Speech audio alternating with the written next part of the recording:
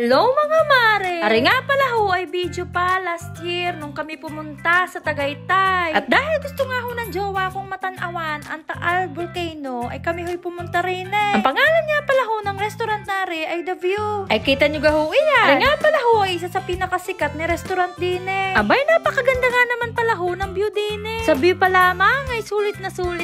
At habang iniintay ho nga namin ang aming order ay kami muna ho ay nag-video din eh. Kita nyo ga ho iyan. Abay umaaura mga mare.